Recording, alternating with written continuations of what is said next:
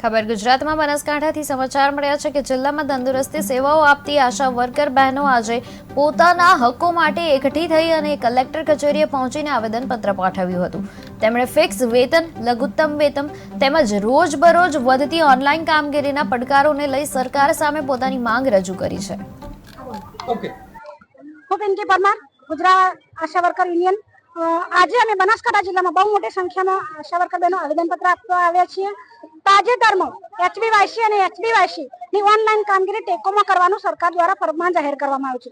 આ બહેનોને તાત્કાલિક ધોરણે આ કામગીરી નહીં કરે તો એમના એ કામગીરીનું ઇન્સેન્ટિવ મળવા પાત્ર થશે નહીં, આવું કહેવામાં આવ્યું છે। તો સરકારને મેં યાદ અપાવી કે આ બહેનો જે તે સમયે 2007 કે 4 માં નિમણૂક થઈ ત્યારે બહેનો એટલા ભણેલા બહેનો નહોતા લેવાયા અને આ બહેનોને એક સિમ કાર્ડ જ આપવામાં આવ્યું છે, હજુ સ્માર્ટફોન અપાયા નથી। તો સ્માર્ટફોન વગર આ બહેનો કામ કરશે તો કરશે કઈ રીતે? બીજી વસ્તુ કે આ બહેનોને વર્ષોથી એક જ માંગણી રહી છે, જે લઘુત્તમ વેતન, ફિક્સ વેતનની। એમને ઇન્સેન્ટિવ પ્રકારના નામે જે શોષણ થઈ રહ્યું છે, તો